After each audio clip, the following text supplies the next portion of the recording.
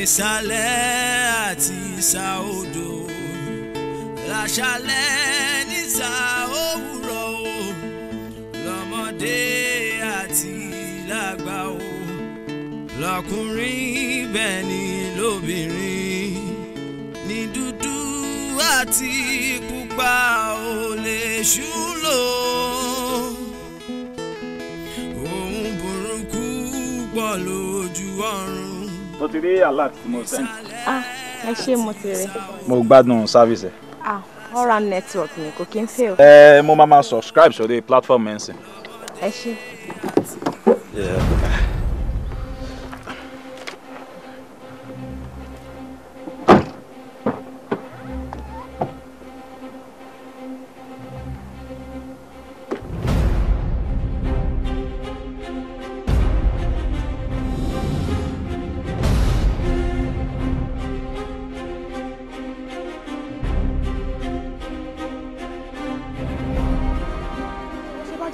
kí ló ṣe yín ẹ sọ̀rọ̀ ẹ wo bí.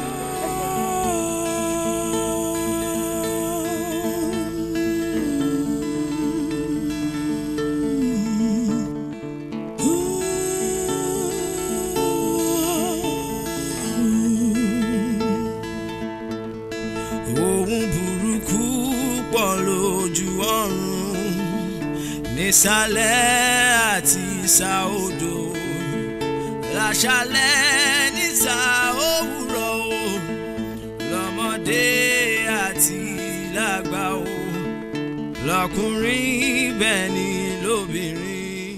Evangelist ṣé ti prepare sermon tẹ́ fẹ́ fi bá àwọn brothers tẹ́ ń lọ bá sọ̀rọ̀ ṣé ti prepare ok ṣé mọ̀ pé àgbẹ̀ tó bá lọ sóko tí ò mọ́kọ́ dání àbẹ́ yìí tó bá mọ́kọ́ dání tí ọpẹ́ ò múnádóko ǹjẹ́ irú àgbẹ̀ bẹ́ẹ̀ níṣẹ́ ṣe bí? ẹ jẹ́ kí bíbélì yín àti fìtílà yín kó múnádóko. That's good. èmi náà ń fẹ̀mí bá yín lọ báyìí. Jésù á dẹ̀ wà pẹ̀lú yín. Jésù á fún yín ṣe. ẹ ní ṣìṣe. Jésù Olúwa wa. Àmín.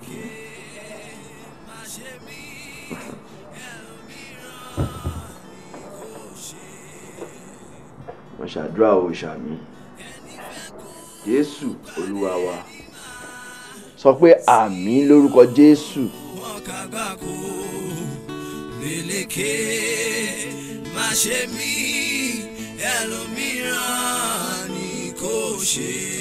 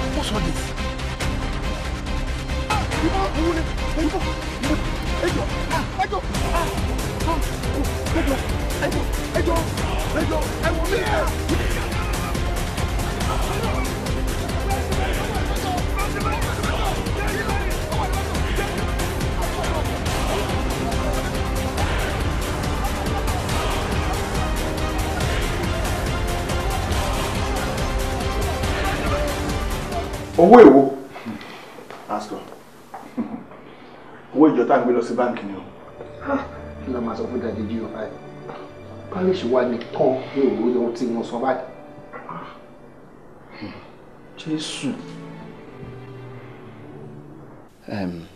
ẹ wò ẹ jẹ́ ká farabalẹ̀ ká dẹ̀ ṣe sùúrù ṣòye yín irú ẹ̀ ò ṣe aṣọ ọmọ lọ́wọ́ yín rí so ẹ jẹ́ ká tún dúpẹ́ fọlọ́run ni owó lọ́gbà wọn ò gbẹ̀mí tó bá gbẹ̀mí èyí tá à ń sọ yìí kọ́ la máa sọ àti ẹ̀ ní rántí owó Ọlọ́run ti fi àyè ọpẹ́ lẹ̀ fún wa nìyẹn.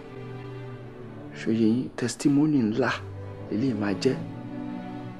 Ọlọ́run kó túbọ̀ máa ṣọ́ wa. Ẹ wò ẹ jẹ́ ká wúlẹ̀ ká gbàdúrà pásítọ̀. Ní orúkọ Jésù. Àmín. Bàbá àwọn ọmọ rẹ wúlẹ̀ síwájú rẹ báyìí bàbá wa gba ọpẹ́ wa. Nítorí pé tó bá fi irú àpẹẹrẹ báyìí hàn wá bàbá ọpẹ́ lóní ká tún bàbá wa gbà ẹ̀.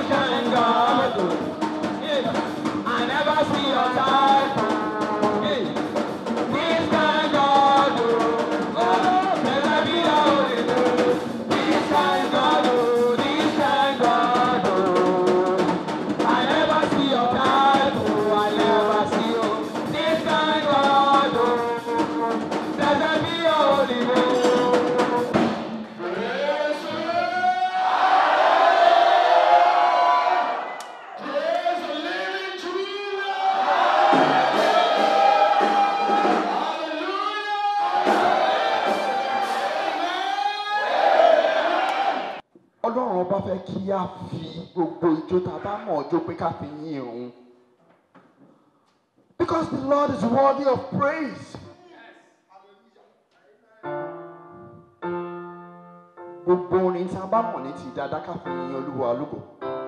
Now it's testimony time. Blessing time.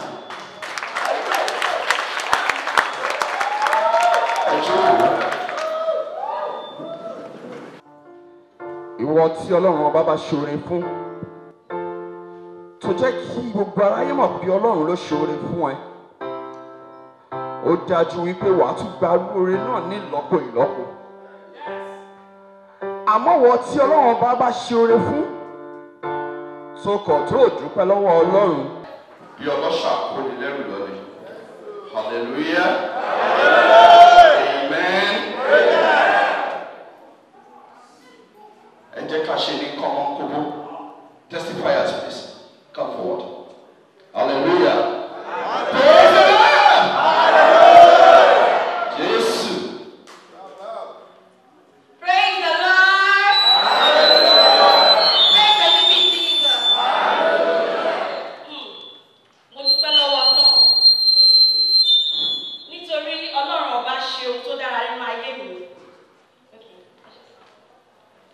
Mo dúpẹ́ lọ́wọ́ Ọlọ́run nítorí mo ti kọ ìdánwò tó ẹ̀mẹ́fà. Nínú ilé gan àwọn parents mi ti ń bínú nítorí wọ́n waste owó. Ṣùgbọ́n mo dúpẹ́ nínú ìtí mo ṣe lọ́dún yìí. Mo gbé sí ayọ̀. Ẹ bá mi dìde kẹ́ bá mi kí hallelujah mẹ́ta.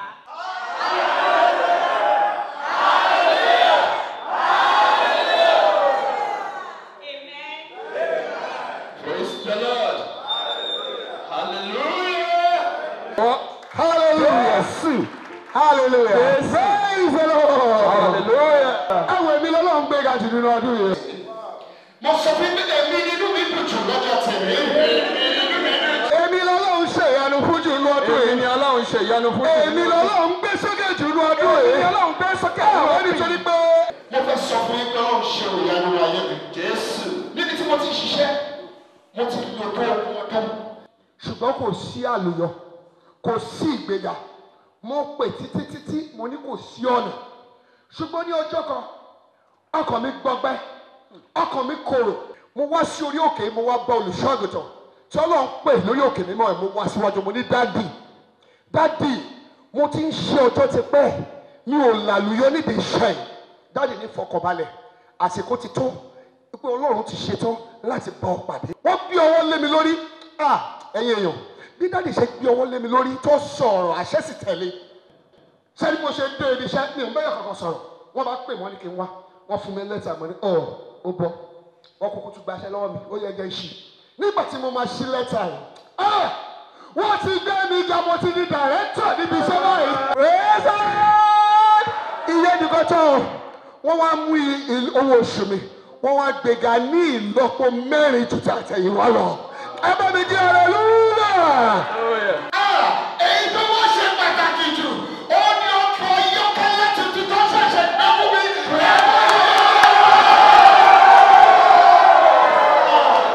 Hallelujah. Amen. Please have a seat. In Jesus' name. Father Lord, I thank you for this congregation. Father Lord, I put before you the congregation, Father, for all the testifiers, Father. Let their testimonies be permanent in Jesus' name.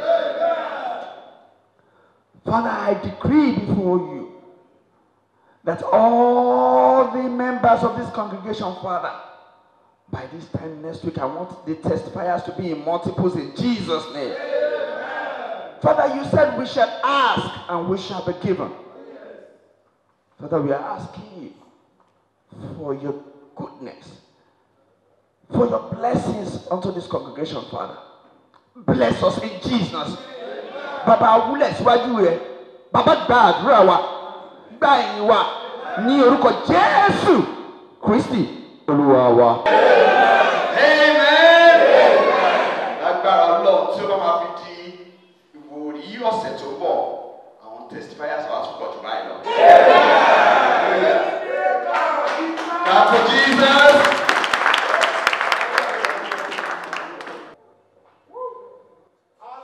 Hallelujah. Praise the Lord. Hallelujah. Everything na double double. Na double double. Na double double. Na double double.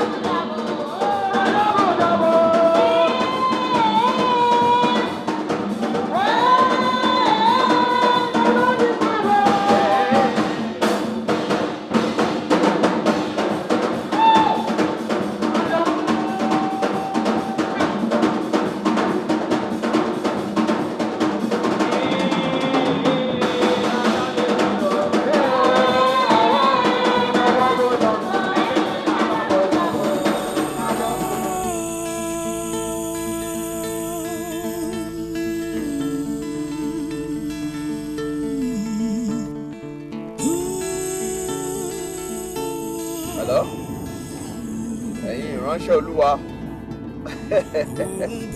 ṣe wà dáadáa.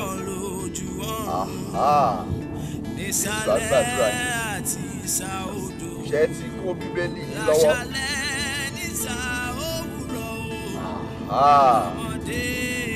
Ọ̀rọ̀ Olúwa yóò wọlé sí wọn lára.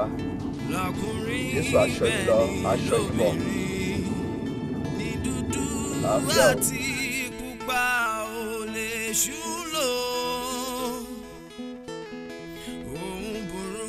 Kí ló ṣe ẹ́?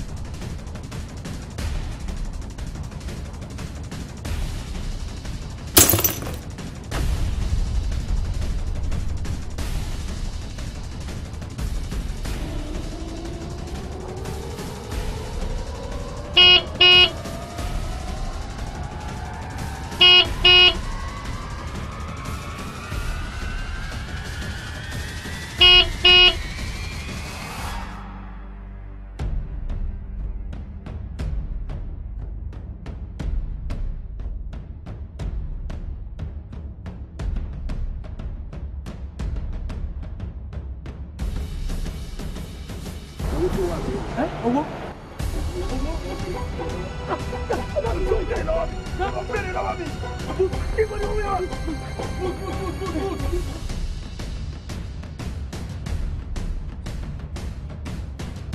Alpha.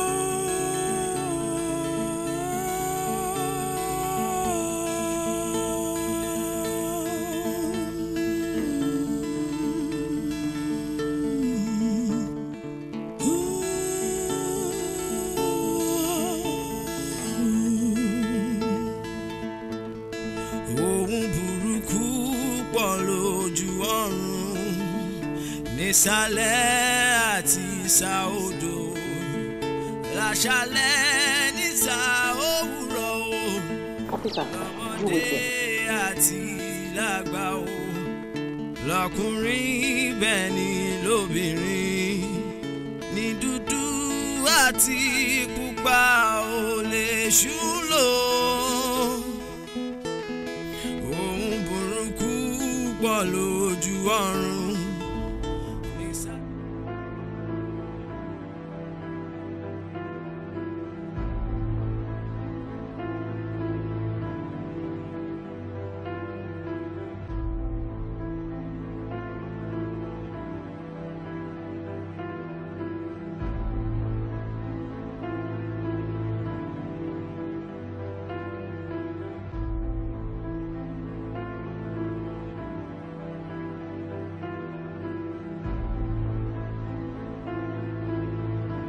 I want to speak to the pastor's wife.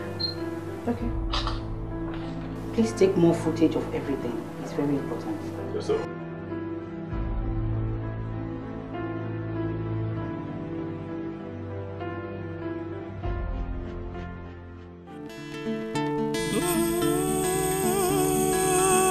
I think there is something about her disappearance. And she even went with her child. More reason why we have to look for her. Come on, tell jẹ́ pé àwọn killers yẹn ló kidnap wọn àtọmọ ẹ̀. Lẹ́yìn tó túmọ̀ sí pé they might be demanding a ransom. This is tough, man. Yes. Inspector Fisayo. Yes, sir. How about the murder evidence? It's still in the lab. It's going to take a while. Tell the doctor, I need the autopsy result by the end of 2 days. Okay, sir. It is very important. Okay, sir. Oh, okay. Sir.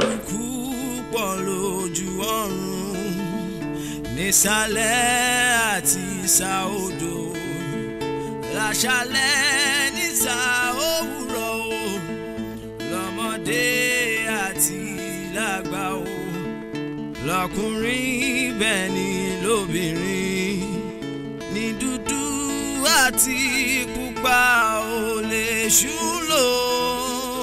Who killed him? The only access to money. Ta ló pa fún mi? According to the officers in charge, wọ́n ní autopsy máa jáde in the next 2 days.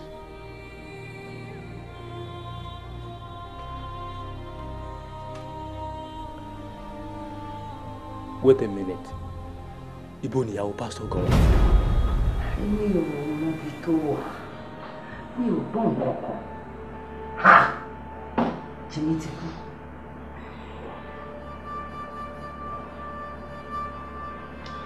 Mọ́mì, Sherry, ẹ máa ní láti ràn wá lọ́wọ́ gan ni. A ní láti mọ ibi tí ọmọ yín wà. Ẹ dúró bí àwọn ibo lẹ rò pé ó máa ń rìn sí tàbí bóyá ó máa ń jẹ̀ sí ibi tẹ́ lérò pé bóyá ó lè wà tẹ́yìn kọ̀ tí ẹ̀rù lérò. Bí mo ṣe sọ fún yín tẹ́lẹ̀, mi ò mọ ibi tó wà, mi ò tí ì rí. And nírú situation báyìí, ọ̀dọ̀ mi ló máa kọ́kọ́ wá, but mi ò rí. Ibì kan péré ni mo mọ̀ tó tún lè lọ. Ọ̀dọ̀ rẹ̀ tìmọ̀tìmọ̀ yẹn ń gbé eré Àsàngó. Mọ́mì, ọ̀rẹ́ ẹ̀ tẹ́ ń sọ yẹn, kí lorúkọ ẹ̀? Àti pé iṣẹ́ kí ló ń ṣe? Kí lẹ nǹkan tẹ́ ẹ feel pé mọ̀ generally nípa ẹ̀? Ọ̀rẹ́ yẹn ń jẹ́ Ọpẹ́yẹmí Adéyẹ̀lú lórúkọ ẹ̀. Bíi broadcaster nítorí ẹ mọ àwọn tó máa kọ́kọ́ lọ wá news wa tí wọ́n máa gbé fáwọn tó máa kà á ní òun máa ń lọ, òun kọ́ ló ń kà ó, òun máa lọ káàkiri á lọ wá wọn á gbé fáwọn tó máa kà. Ha! Jimmy ti kú. Ọlọ́pàá ẹ ṣàánú mi, ẹ bá mi wọ́ ọmọ mi. Ẹ bá mi wọ́ ọmọ mi, ẹ wẹ́ni tó pa Jimmy. Mọ́mí ẹ fọkànbalẹ̀, ṣe rí ọwọ́ yín máa di àwárí. Ẹni tó ṣekú pa Pastor Jimmy náà, ó wá máa tẹ̀ láìpẹ́. That we can promise you. Jimmy ti kú. Ohun burúkú pọ̀ lójú ọ̀run nísàlẹ̀ àti ìsà odò. That's not possible. Adéyínká ló pọ̀ kò yìí. Nǹkan tí autopsy jẹ́ ká understand nìyẹn.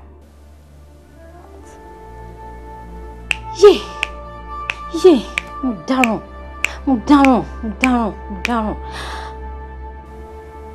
Adéyínká ò sí níbí. Ọjọ́ Friday ni mo rí last tó wá síbí báyìí. And mo rí ní church lọ́jọ́ Sunday. Wait a minute. Sister mi, iye kan alábàáwọn kojú mẹ́ta lọ. Èmi, ẹ̀yin, pẹ̀lú ọ̀rẹ́ yín náà la close mọ́ mi. Wíwá ló ṣe ní sister mi, kí ló dé tẹ̀ ń pè kankan mọ́ fún wa? Kò sí nǹkankan. Mo ní kò sí nǹkankan. Mo kàn ní láti travel ni. Níbo ló ń lọ? Níbo ló ń travel lọ gan? Adéyínká, come. Why am I having these feelings you're hiding some things from me? Níbo ló ń lọ? Kí ló ń lé ẹ? Ta ló ń lé ẹ? I'm not hiding anything. I just need to travel. Mo still travel, sister mi. I need to. Ṣé kí n sọ kíní kan fún ẹ ní sùúrù kí n gbọ́n mi? Sórí gbogbo nǹkan tó wà nílẹ̀ yìí, gbogbo nǹkan tó ń rìn ó máa tó tán. Ìgbà díẹ̀ náà ló kù. Bọ́ kí nìkan náà sister mi, ẹ jẹ́ ká mọ̀, ẹ sọ fún wa. Nǹkan tó ń rìn lè máa tó tán. Adéyínká, Kò sí nǹkankan. Okay. Anyways, we need her. Do you have any idea where she might be? Apart from my husband's house, Adéyínká ò ní bómi tó lè lọ yàtọ̀ síbí pẹ̀lú ọ̀dọ̀ mọ́ sí wa. And mi ò lérò pé sister mi lè pa ọkọ ẹ̀. Adéyé. Yeah. But your sister has a fingerprint all over the murder weapon.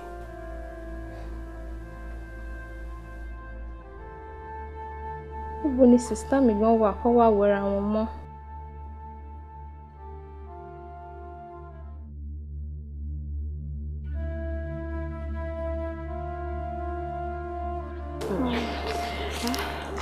Ó ti rẹ̀ mí. Níbo ni à ń lọ? Mo ti wò ó pẹ̀lú ọkọ mi. Ṣorí, tá bá ti débi tá à ń lọ sìn, ó máa jẹun, máa sinmi ṣùgbọ́n pẹ̀lú ọkọ mi pẹ̀lú.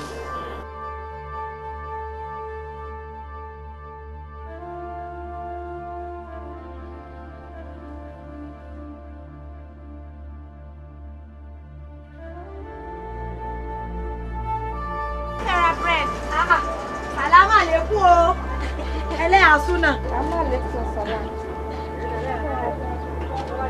200 na le tẹ́ mú o.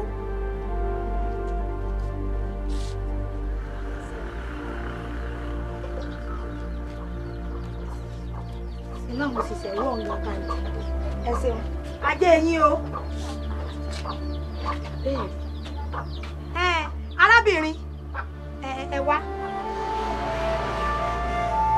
Ẹ má bínú. Ẹ tún mọ́ mi bí. Ẹ wò, ṣé rí tí mo fẹ́ sọ fún yín. Bẹ́ẹ̀ ṣe ń ṣe ni ẹ máa ṣe o. Bẹ́ẹ̀ ṣe ń ṣe ni ẹ máa ṣe. Ebe yín lẹ borí dáadáa yìí. Tẹ́wọ́ Ọlọ́run sí yàn lára yín. Ẹ wò ó. Ẹ má farawé àwọn ọmọ àṣetánì tí wọ́n kúnlé ayé o. Bí ẹ bá wo sọ, kò ní dókè, kò ní délẹ̀. Bí òògùn ni ẹ tiẹ̀ wá rìn kiri ayé ni, kò tiẹ̀ wá ayé wa. Ẹ wò ó, bẹ́ẹ̀ ti ń ṣe ni kẹ́ ẹ máa ṣe. Sẹ́yìn ọ̀gbọ́n ni ìkànnì agbọ́lẹ́nujọ́ mẹ́ta ní ìsìn tí wọ́n lọ́pọ̀ ọkọ rẹ̀. Èmi ọ̀gbọ́n rí kóbìnrin ó wò sòsòsò kó sì pa ọkọ rẹ̀.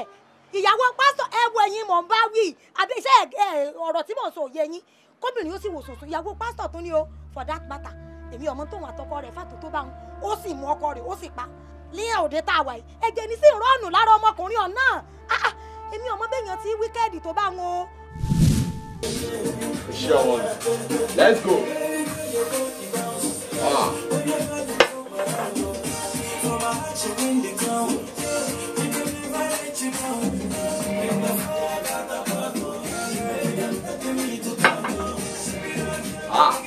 Love you. Yeah. Go. Yeah. Hey.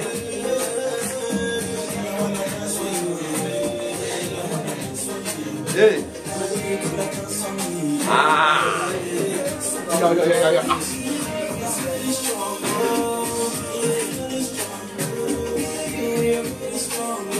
Hey.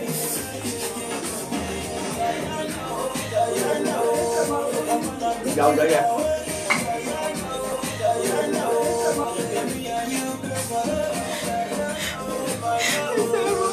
Ujana.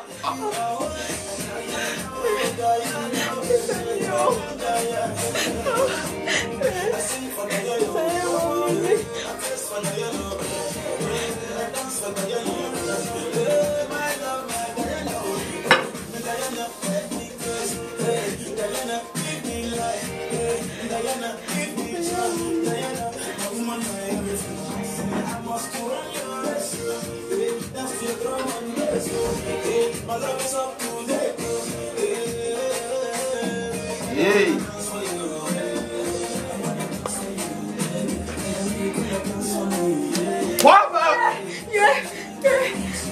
Monja.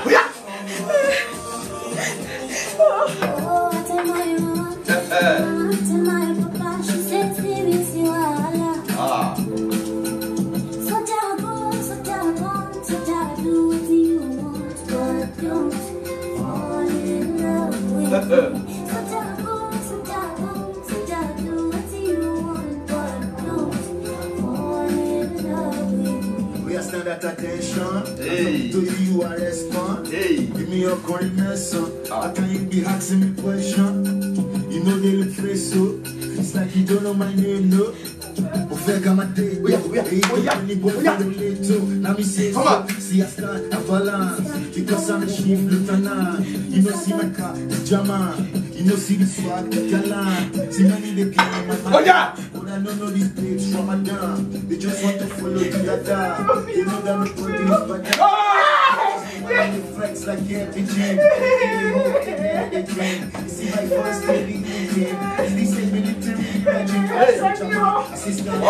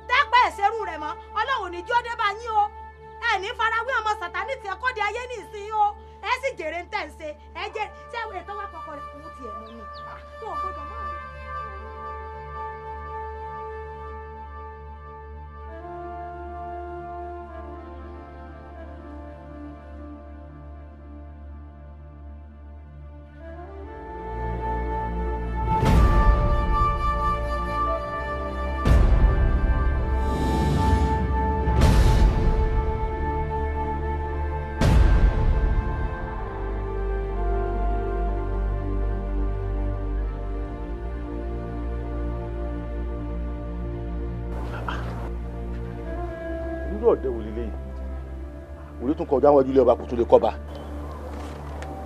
kí n wèrè ń wò àfi bí eégún adó ẹranko.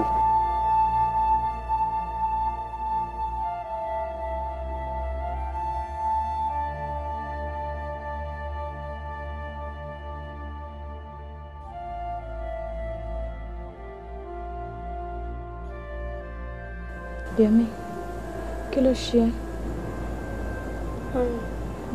Dádì mi ńkọ́?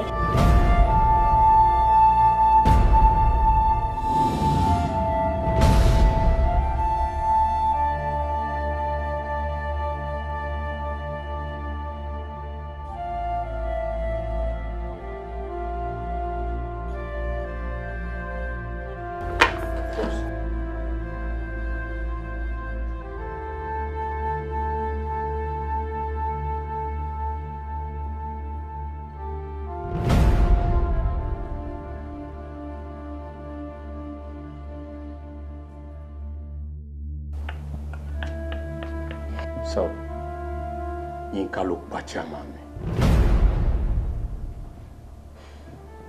This is vengeance time, and she will definitely pay for this. She has to. Nítorí wípé ìgbà tí a bá fún wíkà la fi san fún mi. But boss, we need to act fast. Kó wá àwọn ọlọ́pàá tó tẹ̀ ká lè ṣe ìdájọ́ wa fún. I mean, ká lè ṣe ìdájọ́ wa fún. Ìdúró sí, ìbẹ̀rù sí, fẹ́ni tó gbọ́dọ̀.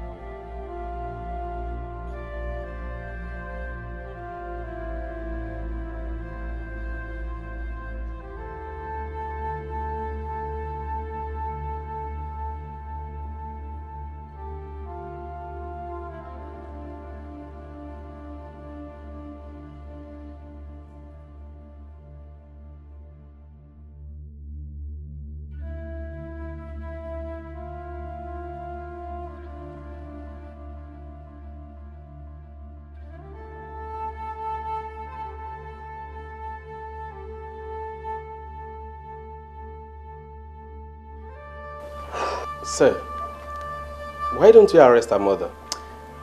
No. We don't need to arrest her mother. And I don't think we need to look for her either.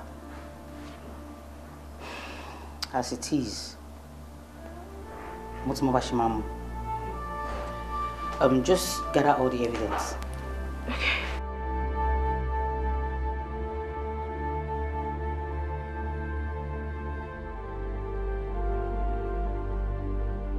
Mo láti fẹ́ rí.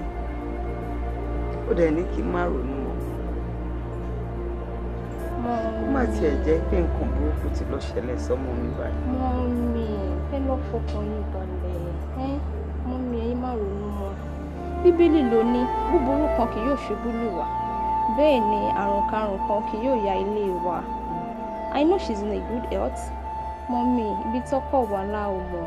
Ibi tó wà yẹn gan lèmi fẹ́ mọ̀.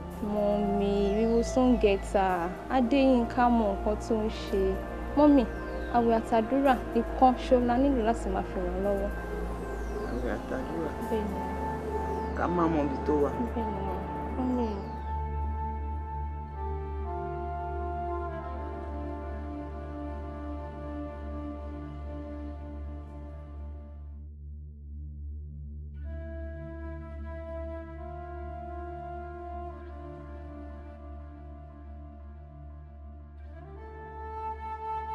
Welcome. Dìde. Mo ti bẹ́ẹ̀ lọ gbóúnjẹ wá. Gàrí ni ó kan dáadáa. Gàrí. Ebi tó ń pa mí ò kí n ṣe bí gàrí.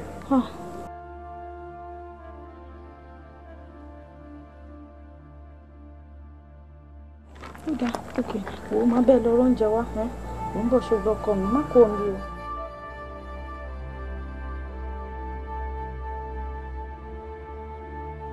Mo ń bọ̀ ṣùgbọ́n.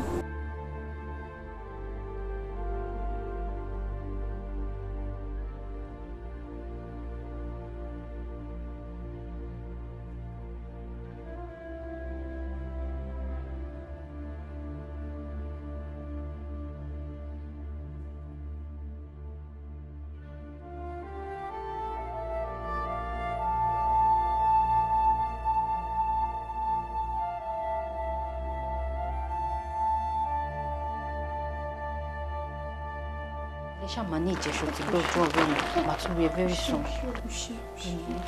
What Adéyínká? Ní sùúrù. Ó fẹ́ béèrè nǹkan lọ́wọ́ ẹ̀. Adéyínká. Ṣé ìwọ ló pọkọ ẹ̀? Àṣírí, mama ṣàlàyé fún ẹ later, mama ṣàlàyé fún ẹ sórí báyìí ńsìn. Jẹ́ tẹ̀ máa lọ ná, Wá dúró. Má bínú. Ó mọ̀ kan. Mo fẹ́ béèrè kọ̀kọ̀ má farapamọ́ fún mi jọ náà ọ̀rẹ́ ni wá. Dúró náà, ok, níbo ló ń gbé gan? Níbo ló ń sùn? Ṣúrí, màmá sọ gbogbo ẹ̀ fún ẹ létà ní báyìí. Ebi ń pa ọmọ mi gidi gan. Mi ò lè dúró mọ́.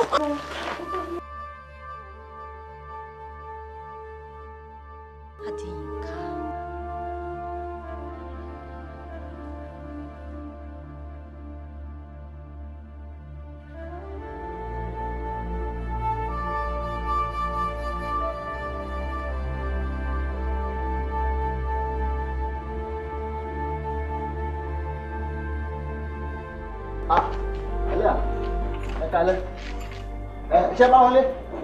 Ẹ kálẹ́.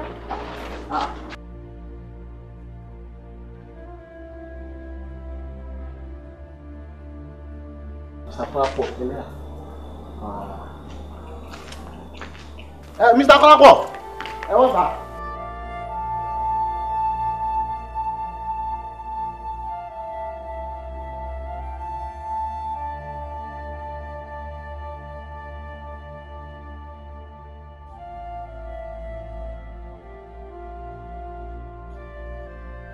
Ọkọ mi, olówó orí mi.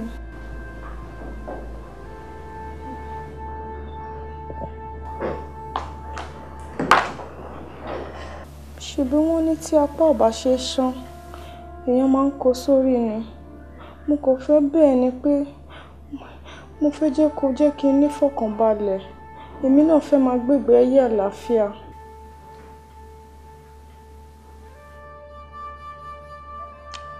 Déyínká, ṣebí ìyàwó mi ló jẹ́. Nǹkan tó bá wù mí máa fi ìyàwó mi ṣe. Tó bá wù mí, mo lè ní kí ìyàwó mi kó kúnlẹ̀ láti àárọ̀ títí dalẹ́. Kò sí nǹkan kan tó máa ṣẹlẹ̀.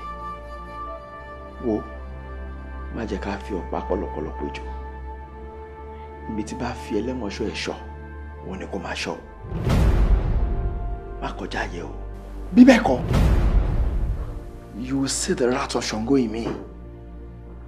Tí n bá bẹ Ṣàngó tán, màá bẹ́ṣù lọ́wọ́ ẹ̀ sí ẹ̀. Màá wá fògùn lákàáyé tẹ̀lé.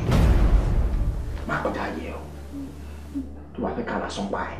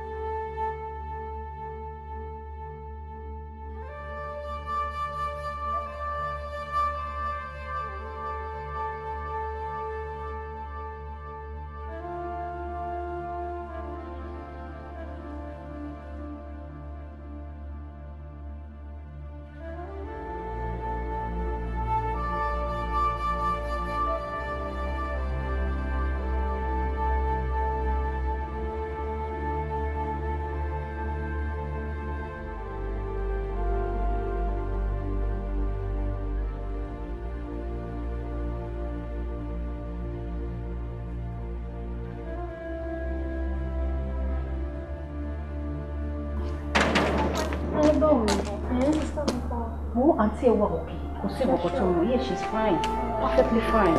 Má bọ̀, má ṣe lọ́wọ́ fún mi.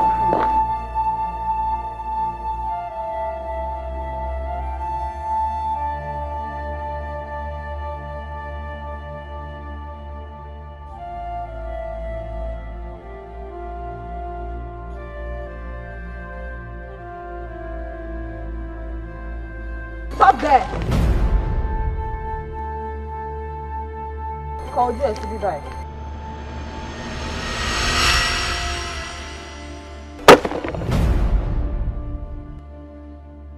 Pé a ṣí ojú ẹ̀. Mo ní kó ṣí ojú ẹ̀.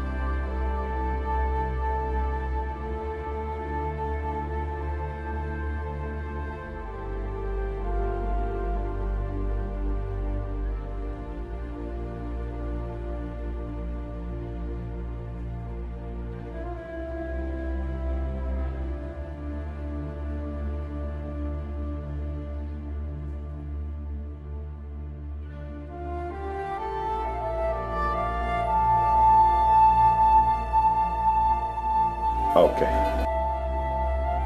They got her already. Time to strike. You call Evangelist Jide.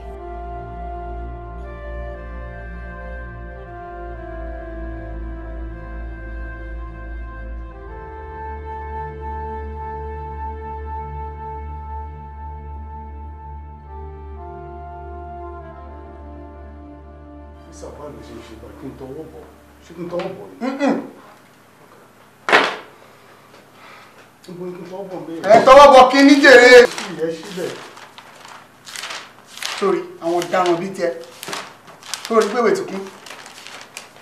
ẹ̀tọ́ ẹ̀rọ náà ẹ̀ṣẹ̀ sọ fún mi tí ń tọwọ́ bọ̀ ìwé òwò ẹ̀.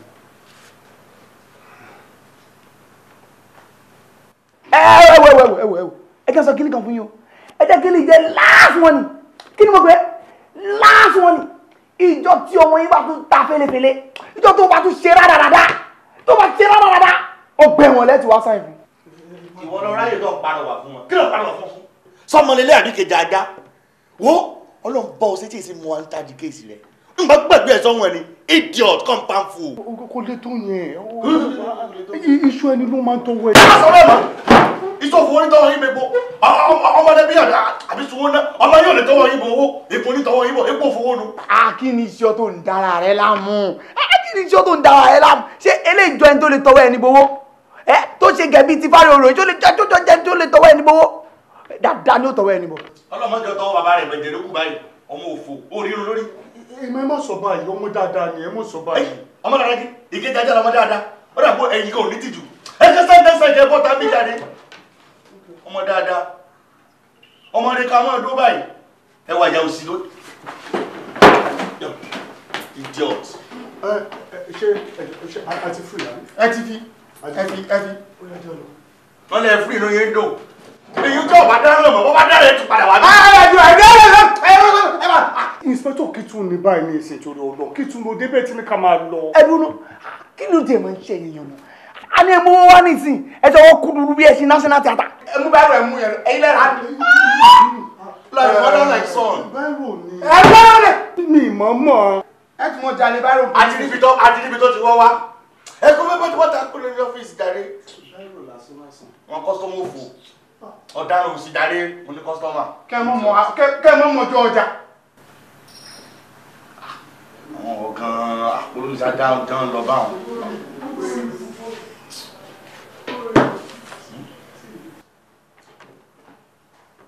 bá wọlé wà sọ̀rọ̀ jàre.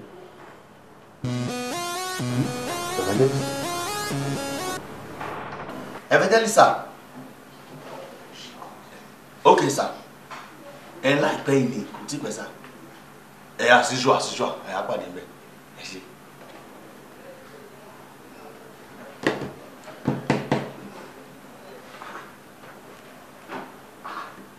Dúró, ń bọ́ lọ́wọ́ kùnrin sáyẹ́nsì. Sẹ́yìn lógún.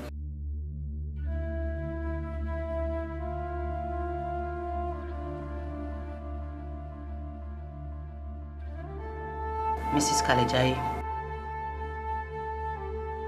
what do you know about the death of your husband, Pastor Jimmy Kalejaye?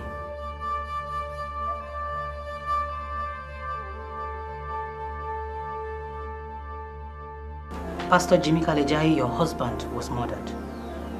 And from the autopsy results, fingerprints elaba lára weapon tó pa ọkọ ẹ̀. So you have to say something before we take your silence for a yes.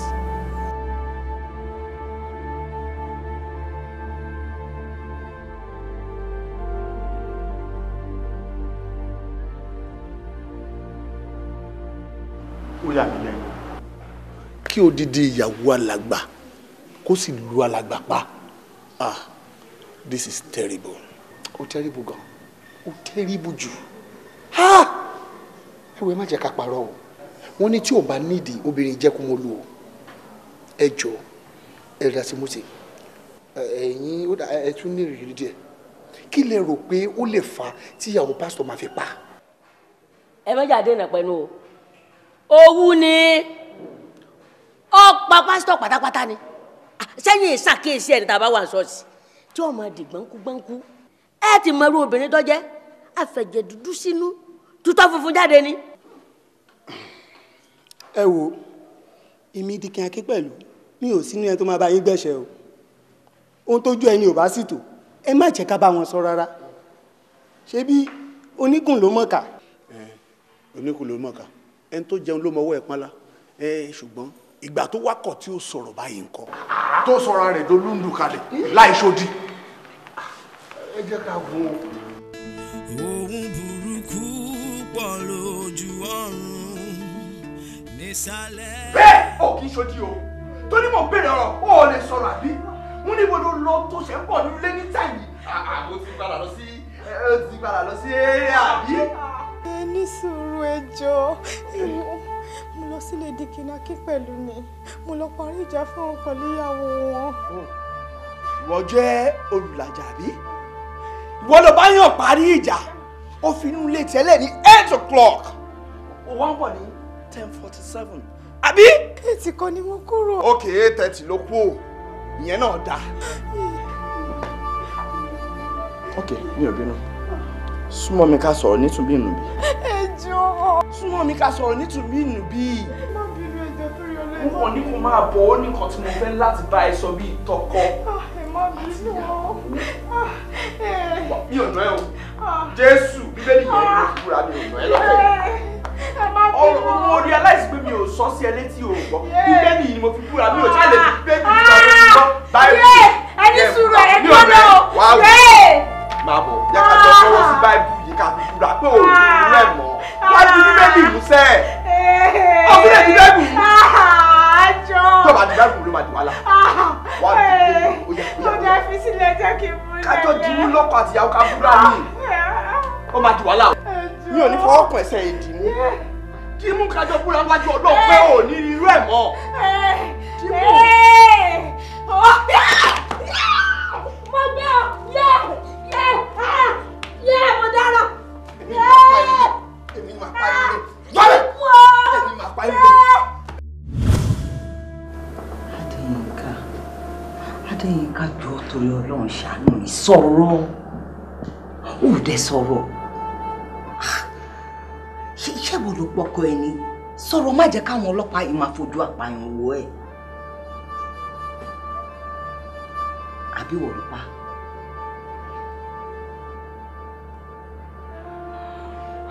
Ọlọ́run ta ni mo ṣe tó ṣe lówó eléyìí fún mi. Ṣé o ò tún lè sọ̀rọ̀ ni?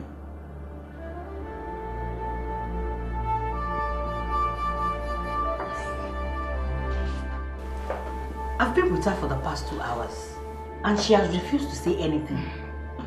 Mi ò mọ reason tí o ṣe fẹ́ sọ̀rọ̀ and all evidences are against her. It's confusing. I don't know. Sister mi, everyone wants to chill out there. Gbogbo evidence that they were against me. Sister mi Adéyínká, ó jọ̀ọ́, ẹ bá wa bá ọlọ́pàá sọ̀rọ̀ kó lè help wa. Sister mi, sure. Please.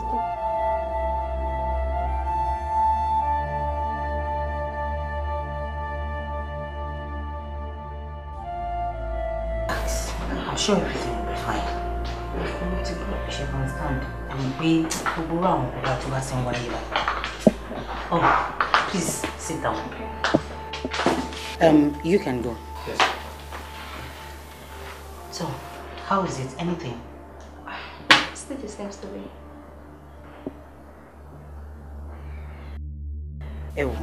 Sherry mommy. Àmọ̀ràn tí màá gbà yín. Òun ni pé kẹ́ lọ wá very good lawyer. Because by Monday, ó máa fi ojú ba ilé ẹjọ́. She has refused to talk to us. Maybe a lè confide nínú lawyer ẹ̀. Madam, jọ̀ọ́. Obìnrin lẹ́yìn náà ẹ má jẹ́ ó ti délé ẹjọ́. Ẹ jọ̀ọ́ ẹ ràn mí lọ́wọ́ ẹ má jẹ́ ó délé ẹjọ́. Ẹ wo mommy, Sherry, mo understand bẹ́ẹ̀ ṣe ń feel. But Sherry, ó ní òye ọjọ́ tá lè fi hold any suspect. Since she has refused to talk to us, I'm sure pa bá dájọ́ sọ̀rọ̀. Tí yín ni kẹ́yìn ti get very good lawyer. Ẹ jọ̀ọ́ ẹ ràn mí lọ́wọ́ obìnrin lẹ́yìn náà. Ó ní mú ràn lọ́wọ́. But òun ò ràn wá lọ́wọ́. Ìjọ yín ẹ̀ lè tẹ̀ ọ́. Bọ̀ kí ló tí ò fẹ́ sọ̀rọ̀? Ẹ má worry, iṣẹ́ tèmi ni. Màá make sure pé ọ̀rẹ́ yín sọ̀rọ̀. Ẹ wo, inú mi dẹ̀ máa dùn tẹ́ bá lè ṣe yín fún mi. Má really appreciate ẹ̀ gan. Cause àwọn ọlọ́pàá yẹn sọ pé Adéyínká bí kò ṣe sọ̀rọ̀ yẹn, ó ti admit pé òun ló ń pọkọ ẹ̀ nìyẹn. Ẹ calm down. Ẹ wo, iṣẹ́ ti wà ní. Bọ̀ èmi máa make sure pé ọ̀rẹ́ yín ò ṣe àwọn. Inú mi dẹ̀ máa dùn tẹ́ bá lè ṣe yẹn fún mi o. Torí mo mọ̀ tẹ́ bá máa Adéyínká tí mo sọ̀rọ̀ yìí very cool. Adéyínká ò lè pọkọ ẹ̀. Ó dá mi lójú ni. Iṣẹ́ tèmi ni, kò ní ṣẹ̀wọ̀n. inú mi máa dùn o. I dey really appreciate ẹ o. Nítorí ẹni tó introduce yín sí mi. Ó sọ fún mi pé good. Tẹ́ bá good. Mi ni wá bá yín o. Ẹ jọ̀ọ́ nítorí Ọlọ́run. Ọ̀rẹ́ mi ò gbọ́dọ̀ ṣẹ̀ wọ́n. Calm down. Kò lè ṣẹ̀ wọ́n. Kò lè ṣẹ̀ wọ́n. Èèyàn Adéyínká ò gbọ́dọ̀ ṣẹ̀ wọ́n. I'm Barrister Ọdúnayọ̀ Odútóyè. Barrister Abba. Eégún títí wá mú èèyàn títí yín ni òun eégún títí wá ṣá. Ọlọ́run kú nígbà gbogbo. Ṣé bá mi? Oh, yes, right. Wọ́n ní client mi ò fẹ́ bá anybody sọ̀rọ̀. Officer, ẹ̀yin má worry. Màá get fat jáde láti nù. Oh, I think that is better. Torí pé kéèsì yìí ó ti kọjá bí àwa gan ṣe lérò. Àti pé àwọn ọ̀gá wa gan wọ́n ti di pé wọ́n fẹ́ máa fún wa ní petition because wọ́n rí ní ìrìbí ẹni pé àṣìṣe wa bí iṣẹ́ bí ẹni pé à ń fi gbogbo nǹkan yẹn falẹ̀. Officer, Anike má worry. The truth will be out very soon. Thank you. Ohun burúkú pọ̀ lójú ọ̀run nísàlẹ̀ àti ìsà odò. Hello. Mrs. Ọpẹ́yẹmí. Ọ̀rẹ́ yín ò sọ̀rọ̀ o. Bẹ́ẹ̀ ni. Okay. Bọ́ mo fẹ́ béèrè lọ́wọ́ yín. Ṣé kò sí ẹnìkankan tí o máa ń gbọ́rọ̀ sí lẹ́nu? Bí tó máa fẹ́ rí tó máa ń bá sọ̀rọ̀? Kò yé yín. Nítorí pé ó bìlẹ̀ ìrònú ẹ̀ tó yẹ pé tó bá béèrè nǹkan lọ́wọ́ ẹ̀ ó máa sọ fún un. Okay. Yẹmi. Ta ni Yẹmi? Ọmọ ẹ̀. That's fine.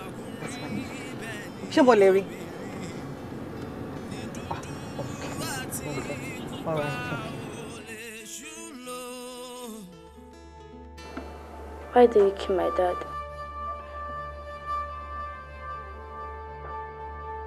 Yẹmi. Ma, I'm clear that you pardoned him. Son, your father was never a pastor. He's the devil. Èṣù ni bàbá ẹ̀. I didn't kill your father. Continue. I want to hear.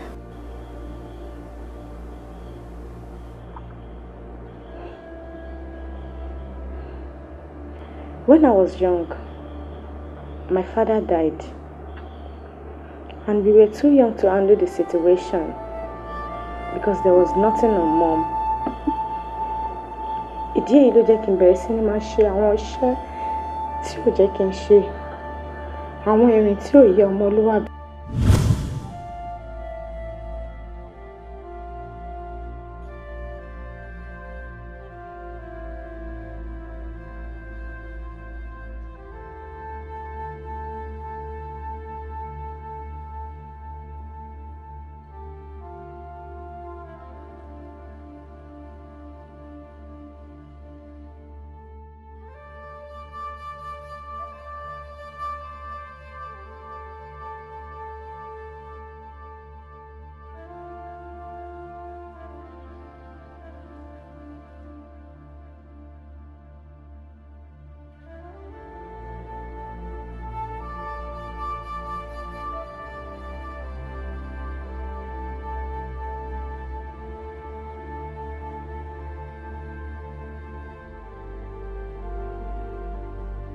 o ti rí alert tí mo send.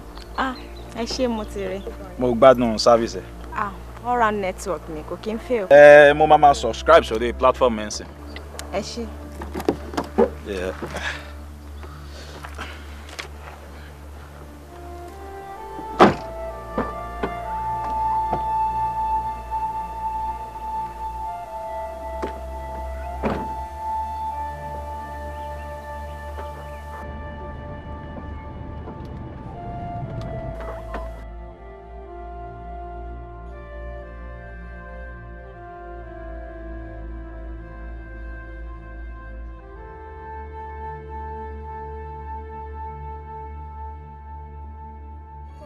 Kí ló ṣe yín? Ẹ sọ̀rọ̀ ẹ wo bí ẹ sọ̀rọ̀.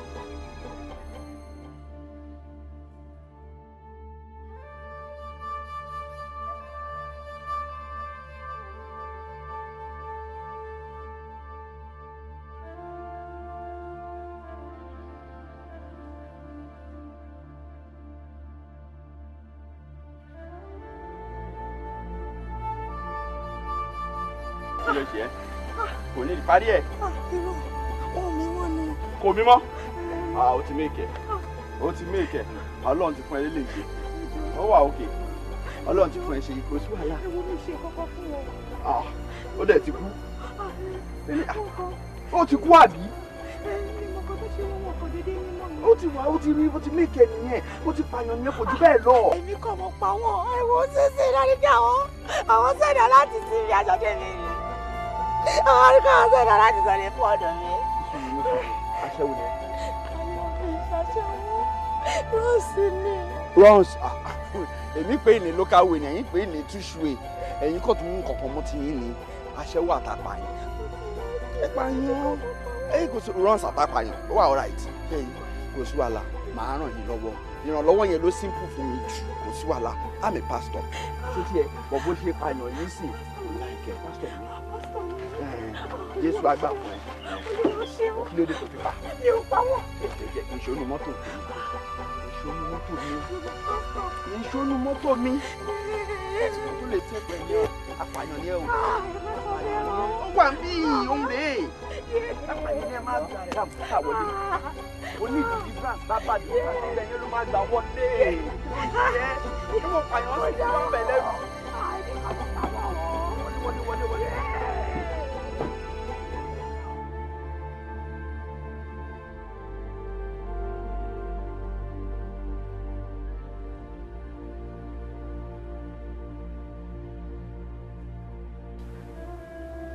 tí mo bá sọ pé evangelist ẹ̀yin ọmọ owóbè ni mo bá wí yẹn tí mo bá ní sermon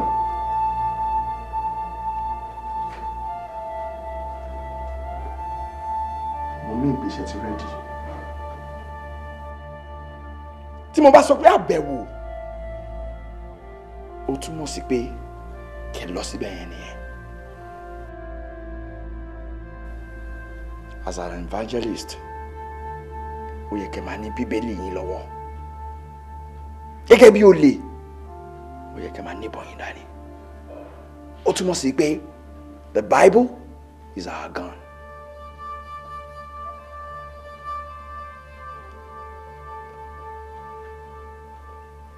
That is the disguise. Lórí ti information tó bá ti di testimony time. Mama jẹ́ kẹ́ get informations ẹ̀. Màá tún get other informations fún yín tó bá ti di personal visitation with the pastor. Is that clear? Yes, sir. Akuba, I trust you.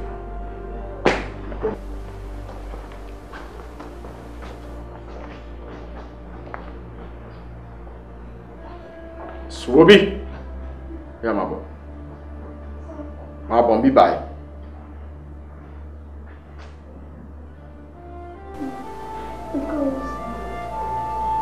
Súnmọ́ mi.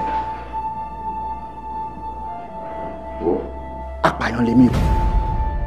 Mo ń fi iṣẹ́ pásítọ̀ ṣe bójúbójú lásán ni. Èmi alọ́kúlò ń kígbe ni mí. Jésù. Gbogbo nǹkan táwọn èèyàn bá ti fi ọjọ́ ara wọn ṣe kémi gbà lọ́wọ́ wọn peacefully ni. Ṣé wá rí wọ? Apààyàn ni wọ.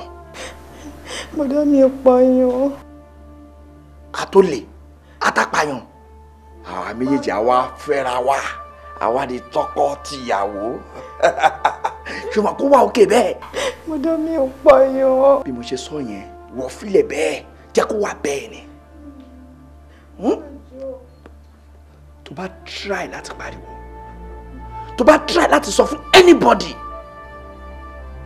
bó ṣe pa máa yẹn máa jù sáyé social media data ọ̀tàn lórí fóònù mi rí ayé apariwo ẹ lẹ́sẹ̀kẹsẹ̀ nǹkan tó ṣe ti lé fi jó ayé àgbọ̀. Shut up. Are you in love with me? Are you in love with me now? Torí Ọlọ́run ẹ wò. Dìde. Ẹ wò bọ̀dá. Ẹ ṣàánú mi torí Ọlọ́run ẹ wò. Mi kọ́ àpọ̀ lọ́wọ́ àwọn òbí mi. Èmi nìkan náà ni ìyá mi bí. Mo dárò. I love you because you are a killer.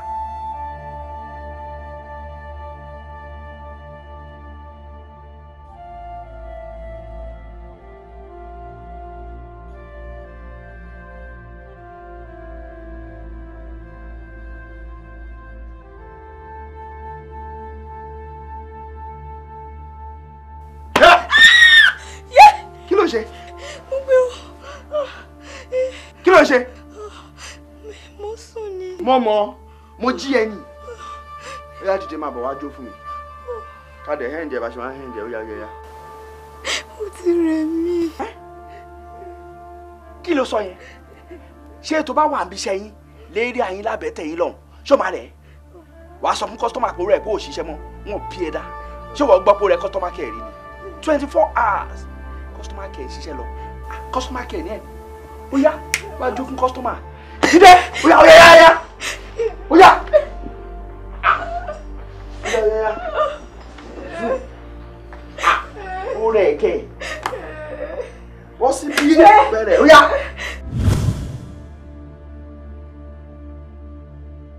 Ní alẹ́ ọjọ́ tí Jimmy kú.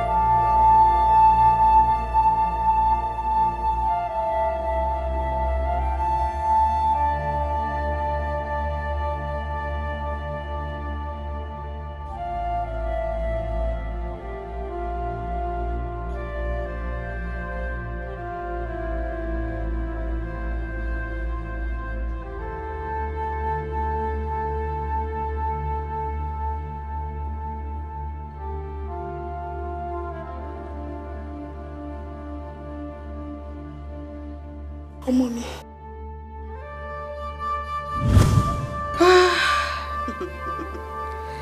Ó lágbára. Ó máa le díẹ̀ o. Officer! Officer! Officer! Officer!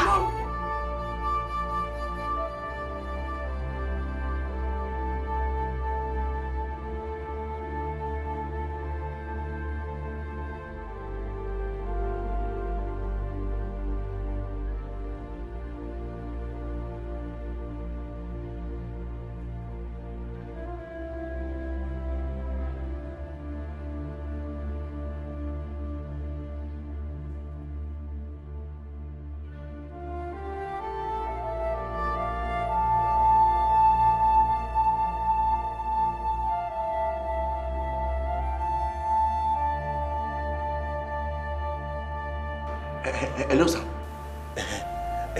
Ó ti lo oògùn yẹn ó dẹ̀ ti ń dà láàmú gan wọ́n ti gbé lọ sí hospital ti station wa náà ni. Ok ẹ ṣé.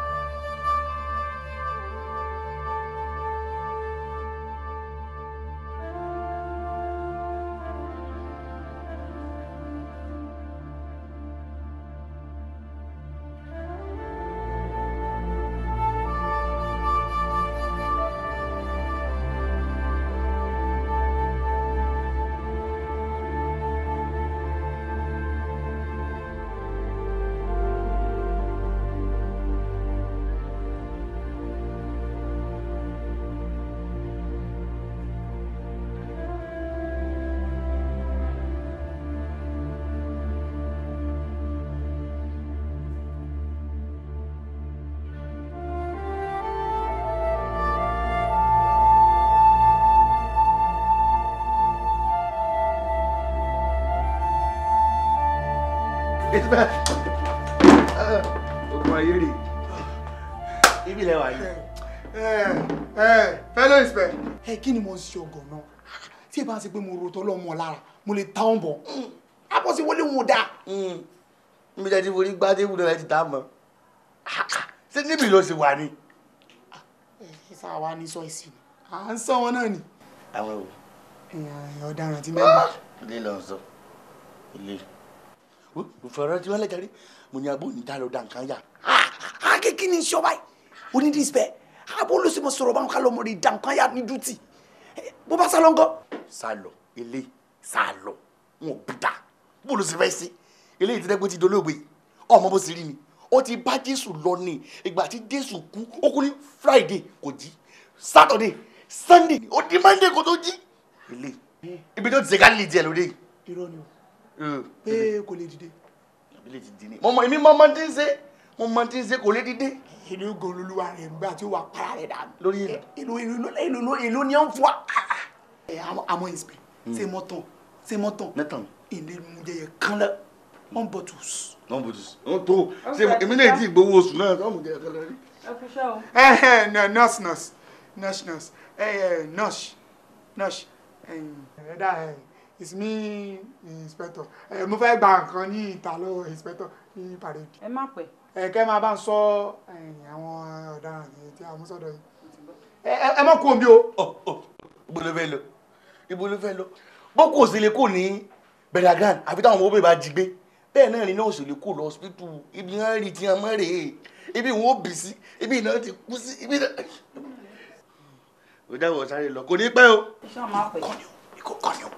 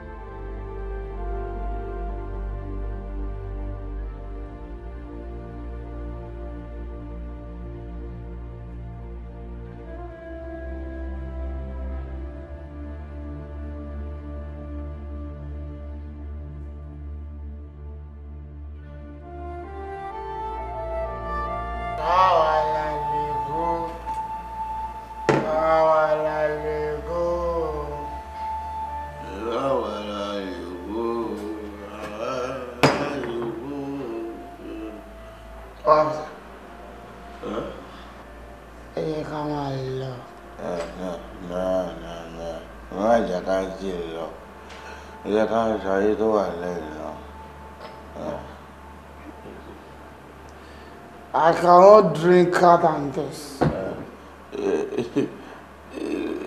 Table of going now. Drink more. Okay? Many bottles here. Drink more. I cannot drink more than this. You can do better. See, everywhere is full now. Drink. It's right. This is the drinkers. Some of it, you have more grace. Just drink up, drinkers, drunkard. You're just drinking and complaining. Drink, Joe. One life, one come. One life, one enjoy.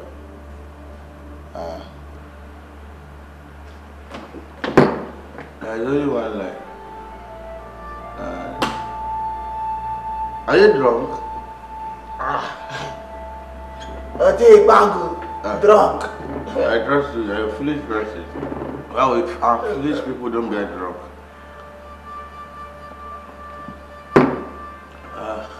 But you asked us to go and you have to drink it. You're a fool.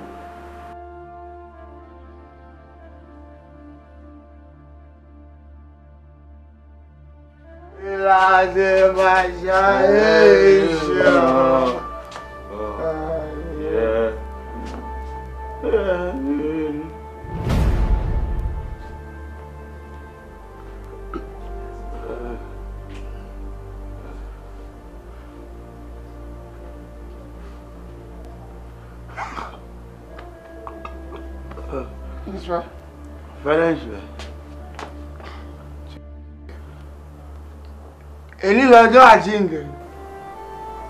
àyìnlé ti Jésù àbí ti Muhammadu tó bá jẹ́ ti èyí táwọn kiri yóò máa ń pariwo Jésù Jésù ni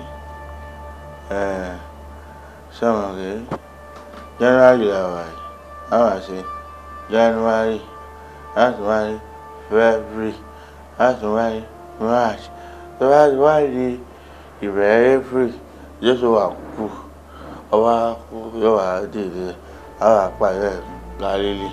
Israel. Fẹ́lẹ́ Israel. Israel. Fẹ́lẹ́ Israel. Israel. Ṣé ń pè mí gbó? Fẹ́lẹ́ Israel. Mo dáhùn.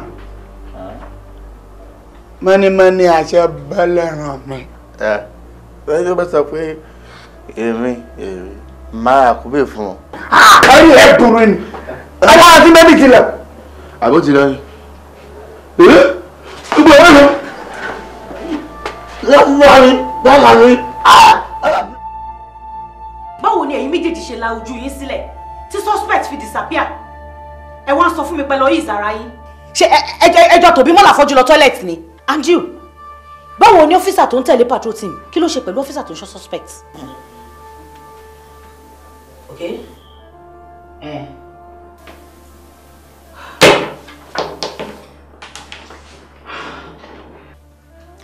Inspector Kilani. Yes, sir. Take these things out of my sight. Up! Sherry, by the time I'm done with both of you, is either kó jẹ́ pé ẹ fẹ́ dúró kẹ́ ṣe iṣẹ́ ìbò ṣe yẹ kẹ́ ṣe, ó kẹ́ padà sílùú yín. Now get out! Like now!